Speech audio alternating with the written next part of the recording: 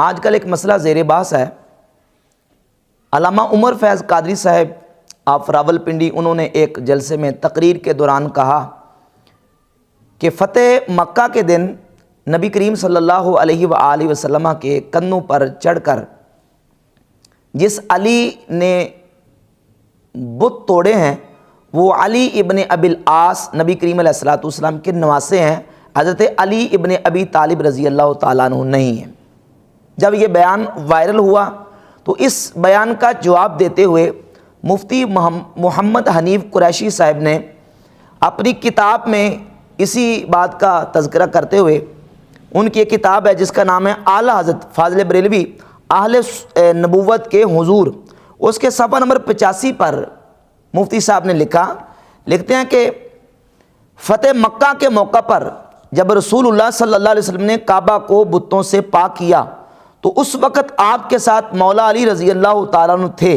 کہ جنہیں اللہ کے رسول صلی اللہ علیہ وسلم نے حکم دیا اور انہوں نے حضور صلی اللہ علیہ وسلم کے کندھوں پر چڑھ کر کعبہ کے بت توڑے۔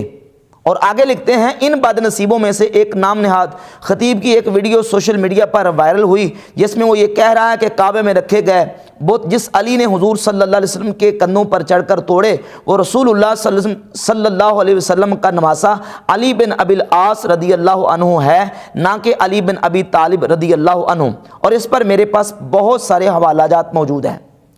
اب دو بیان ہمارے سامنے آئے، ایک بیان علامہ عمر فیض قادری صاحب کا اور ایک بیان مفتی محمد حنیف قریشی صاحب کا۔ دونوں نے ایک بات کی ہے کہ فتح مکہ کے دن نبی کریم علیہ الصلوۃ والسلام کے کندھوں پر چڑھ کر علی رضی اللہ تعالیٰ نے بت توڑے۔ وہ کہتے ہیں کہ علی بن ابی العاص ہیں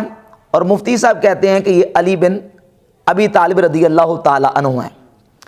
اس پر انشاءاللہ میں دلائل کے ساتھ حوالہ جات پیش کروں گا۔ علامہ عمر فیض قادری صاحب نے جو بات کی ہے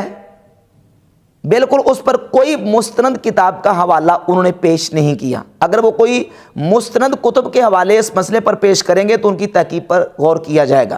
باقی رہی مفتی صاحب کی بات تو وہ بھی تحقیق کے برعکس ہے، انہوں نے بت توڑنے کا مولا علی رضی اللہ عنہ کے حوالے سے جو واقعہ بیان کیا اس کو جوڑا ہے فتح مکہ کے ساتھ، حالانکہ اس کا تعلق فتح مکہ کے ساتھ نہیں ہے بلکہ اس کا تعلق ہے ہجرت سے پہلے کے ساتھ، یعنی نبی کریم علیہ الصلوۃ والسلام نے ابھی ہجرت نہیں فرمائی تھی، ہجرت سے پہلے کا یہ واقعہ ہے۔ اب احادیث میں ہمیں فتح مکہ کے حوالے سے جو روایات ملتی ہیں ان پر انشاءاللہ میں بڑے مختصر اور جامع انداز میں بیان کروں گا۔ علامہ عمر فیض قادری صاحب نے اپنی گفتگو میں یہ بھی کہا کہ امام بخاری رحمۃ اللہ علیہ نے یہ بات بیان کی ہے کہ نبی کریم علیہ الصلوۃ والسلام کے فتح مکہ کے دن ردیف حضور کے صحابی کوئی حضور کے ردیف تھے لیکن نام ذکر نہیں کیا، حالانکہ یہ بات بھی بالکل تحقیق کے برعکس ہے۔ حضرت امام بخاری رحمۃ اللہ علیہ نے اس ردیف کا باقاعدہ سے نام ذکر کیا، صحیح بخاری میں حدیث نمبر 2988 اور 4299 نمبر دونوں روایت موجود ہیں کہ امام بخاری رحمۃ اللہ علیہ اس ردیف کا باقاعدہ سے ذکر کرتے ہیں کہ نبی کریم علیہ الصلوۃ والسلام کے جو ردیف تھے فتح مکہ کے دن یعنی حضور کے پیچھے سواری پر بیٹھے ہوئے تھے وہ حضرت اسامہ بن زید رضی اللہ تعالیٰ عنہ تھے، جبکہ دیگر جو کتابیں ہیں صحابہ کی سوانے کے والے سے الاصابہ فی تمییز صحابہ امام ابن حجر اسقلانی کی، اسد الغابہ امام جزیری رحمۃ اللہ علیہ کی، حافظ ابن عبد البر اندلسی کی کتاب الاستیاب، ان تمام میں یہ واقعہ بیان موجود ہے کہ فتح مکہ کے دن علی بن ابی العاص رضی اللہ تعالیٰ عنہ نبی کریم علیہ الصلوۃ والسلام کے ردیف تھے۔ تو صحیح بخاری میں حضرت اسامہ کا ذکر ہے اور دیگر کتابوں میں حضرت علی ابن ابی العاص رضی اللہ تعالیٰ کا ذکر موجود ہے کہ یہ نبی کریم علیہ الصلوۃ والسلام کے ردیف تھے۔ اب جب سرکار دو عالم علیہ الصلوۃ والسلام مکہ شریف داخل ہوئے تو جب حضور مطاف میں داخل ہوئے تو اس وقت نبی کریم علیہ الصلوۃ والسلام نے کس طریقے سے بتوں کو توڑا، صحیح بخاری میں 4287 نمبر حدیث ہے۔ اب دونوں کی طرف سے یہ تاثر ملتا ہے کہ بت جو ہے وہ خانہ کعبہ کے اندر 360 رکھے ہوئے تھے جن کو توڑا گیا ہے، حالانکہ جو احادیث میں پڑھنے لگا ہوں ان سے یہ بالکل واضح ہوتا ہے کہ بت جو ہے وہ خانہ کعبہ کے اندر نہیں رکھے ہوئے تھے بلکہ 360 بت وہ خانہ کعبہ کے ارد گرد پڑے ہوئے تھے۔ صحیح بخاری حدیث نمبر 4287، سیدنا عبداللہ بن عمر فرماتے ہیں کہ داخل نبی صلی اللہ علیہ وسلم مکہ تا یوم الفتح وحول البیت 60 و 300 نصب۔ فرماتے ہیں جب نبی کریم علیہ الصلوۃ والسلام مکہ شریف داخل ہوئے تو بیت اللہ کے گرد 360 بت موجود تھے، حول البیت، بیت اللہ کے ارد گرد۔ اور صحیح مسلم کی حدیث نمبر 4622 ہے، اس میں لفظ فَأَتَى عَلَى صَنَمٍ، نبی کریم علیہ الصلوۃ والسلام بت کے پاس آئے، الی جنب البیت، جو بیت اللہ کے ایک طرف رکھا ہوا تھا۔ اور 4625 نمبر حدیث ہے صحیح مسلم کی، اس میں بھی یہی لفظ ہیں کہ داخل النبی صلی اللہ علیہ وسلم مکہ تھا وحول الکعبۃ 360 نصبا، کہ جب نبی کریم علیہ الصلوۃ والسلام مکہ میں داخل ہوئے تو خانہ کعبہ کے ارد گرد 360 بت رکھے ہوئے تھے۔ ایک تو ان حدیث سے یہ بات واضح ہوتی ہے کہ بت جو 360 تھے وہ بیت اللہ کے ارد گرد رکھے ہوئے تھے۔ اب حضور علیہ الصلوۃ والسلام جب بیت اللہ شریف تشریف لے کے آئے، حضور نے جب چابی منگوائی، عثمان بن طلحہ جب چابی لے کے آئے، دروازہ کھولا گیا تو اندر تصاویر موجود تھیں انبیاء علیہم الصلوۃ والتسلیمات کی، سیدنا حضرت ابراہیم علیہ الصلوۃ والسلام کی، حضرت سیدہ مریم رضی اللہ تعالی عنہا کی۔ تو سرکار دو عالم صلی اللہ علیہ وسلم کے صحابہ فرماتے ہیں، سیدنا عبداللہ بن عباس اور حضرت عبداللہ بن عمر رضی اللہ عنہ فرماتے ہیں، صحیح بخاری کی حدیث نمبر 3352، 4288 اور سنن ابی داؤد کی 2027 نمبر حدیث ہے، نبی کریم علیہ الصلوۃ والسلام بیت اللہ کے اندر داخل نہیں ہوئے، بلکہ حضور علیہ الصلوۃ والسلام نے بیت اللہ کے اندر داخل ہونے سے انکار کر دیا۔ اور فرماتے ہیں کہ داخل نبی صلی اللہ علیہ وسلم مکہ تھا یوم الفتح، اگلی حدیث ہے 4288 کہ ابا ان يدخل البیت، حضور نے انکار کر دیا کہ حضور علیہ الصلوۃ والسلام بیت اللہ کے اندر داخل ہوں، جبکہ حضور علیہ الصلوۃ والسلام نے حکم دیا کہ بیت اللہ شریف کے اندر جو تصاویر ہیں ان کو مٹا دیا جائے۔ اب جب حضور نے بیت اللہ کے اندر تصاویر کو مٹانے کا حکم دیا، یہ حکم کس کو دیا؟ سنن ابی داؤد، سنن ابی داؤد میں حدیث نمبر 4156 ہے، سیدنا جابر رضی اللہ عنہ فرماتے ہیں کہ حضور علیہ الصلوۃ والسلام نے سیدنا عمر فاروق کو حکم دیا کہ وہ جائیں اور ان یاتی الکعبۃ فیمحو کل صورۃ فیہا، بیت اللہ شریف جائیں اور بیت اللہ کے اندر جتنی تصاویر ہیں ان تصاویر کو مٹا ڈالیں۔ سنن ابی داؤد میں بھی ہے اور مسند احمد میں اس کے کئی طرق ہیں، صحیح ابن حبان میں 5857 نمبر حدیث ہے۔ اب بیت اللہ شریف میں اندر داخل ہونے کی باری ہے فتح مکہ کے دن، صحیح بخاری میں حدیث موجود ہے 4299 نمبر،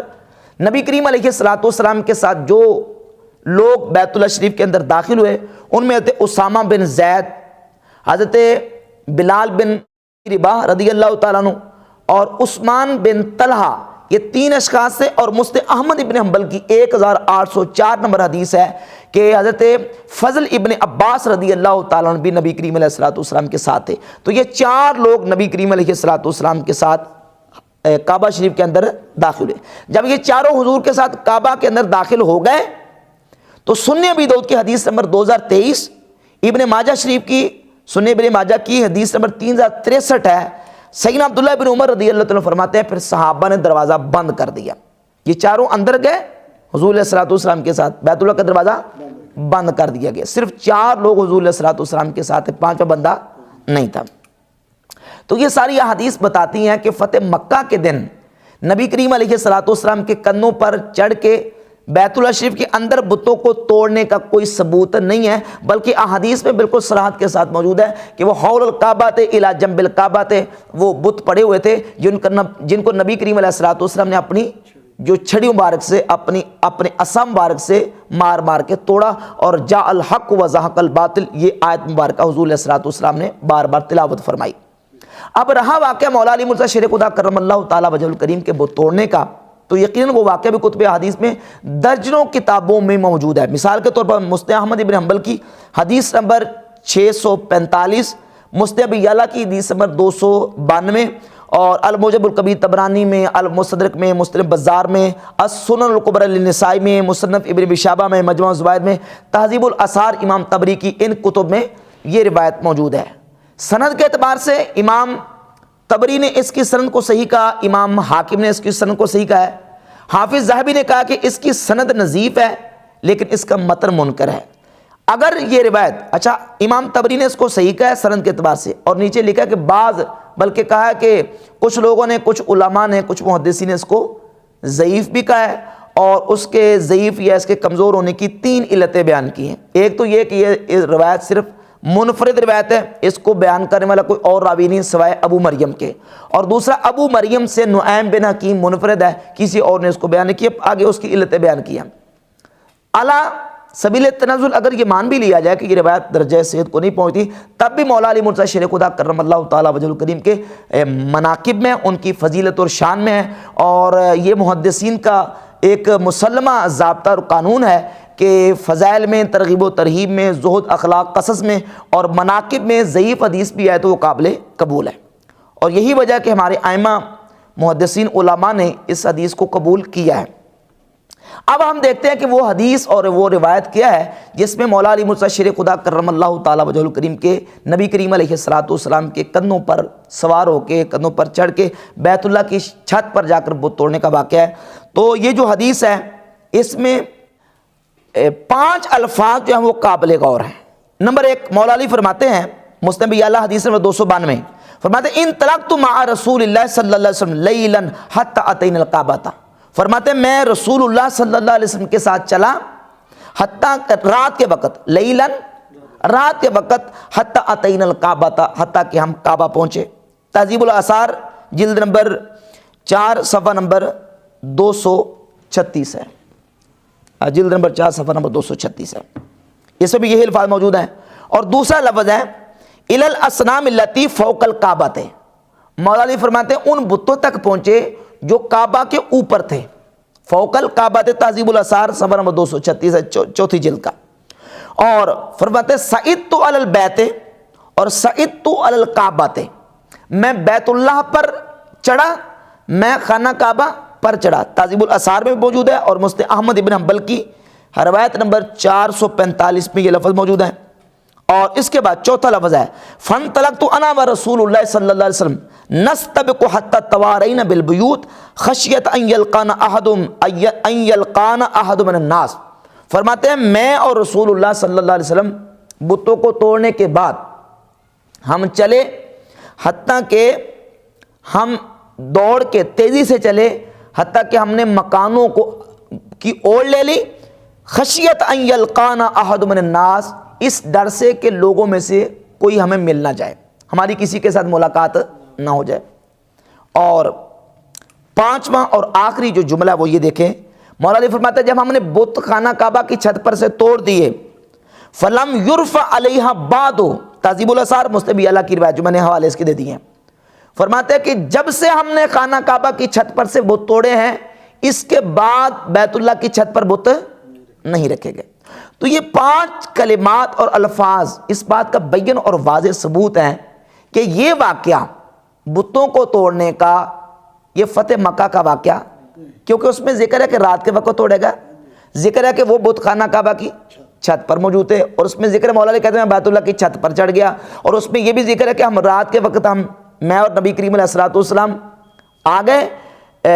اور ہمیں کسی نے دیکھا نہیں ہے، اور اس میں یہ بھی ذکر ہے کہ جب ہم نے بت توڑ دیے تو پھر اس کے بعد بیت اللہ کی چھت پر بت نہیں رکھے گئے۔ تو یہ ساری تحقیق اس بات کا بین اور واضح ثبوت ہے کہ یہ واقعہ فتح مکہ کا نہیں ہے، لہذا مفتی محمد حنیف قریشی صاحب کا اس کو فتح مکہ کے ساتھ جوڑنا یہ بھی تحقیق کے مطابق نہیں ہے، اور علامہ عمر فیض قادری صاحب کا سرے سے واقعے کا انکار کرنا یہ بھی حقیقت کے برعکس حقیقت کے مطابق نہیں ہے۔ جو بات بندہ نے چیزیں بیان کی ہے، علامہ برہان الدین حلبی سیرت حلبیہ کی جلد نمبر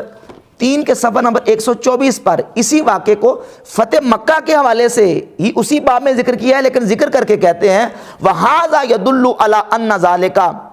لَمْ يَكُنْ يَوْمَ فَتْحِ مَكَّةَ، کہتے ہیں یہ ساری حدیث اس بات پر دلال کرتی ہے کہ یہ واقعہ فتح مکہ کے ساتھ تعلق نہیں رکھتا۔ اعلیٰ حضرت امام اہل سنت رحمۃ اللہ علیہ نے بھی جو اپنی کتاب مطلع القمرین کے صفحہ نمبر 82 پر بیان کی ہے، اس میں بھی اعلیٰ رحمۃ اللہ علیہ نے اس واقعے کو فتح مکہ کے ساتھ نہیں جوڑا، بلکہ اعلیٰ لکھتے ہیں سقف کعبہ سے بت گرائے، اور جب وہ بلند اختر چڑھا اپنے کو ایسے مقام رفیع پر پایا کہ فرماتا ہے انہو لیخیل الی انی لو شئت لنلت افق السماء، مجھے خیال آتا تھا اگر چاہوں تو آسمان کا کنارہ چھو لوں، ہاں وہ علی ہے بالا منزلت والا کرم اللہ تعالی وجہہ، تو اعلیٰ عظیم البرکت بھی فرماتے ہیں سقف کعبہ سے بت گرائے، بیت اللہ کے اندر سے نہیں بلکہ سقف کعبہ سے، اور سقف کعبہ سے یعنی کعبہ کی چھت سے بت گرانے کا واقعہ یہ ہجرت سے پہلے کا واقعہ. اور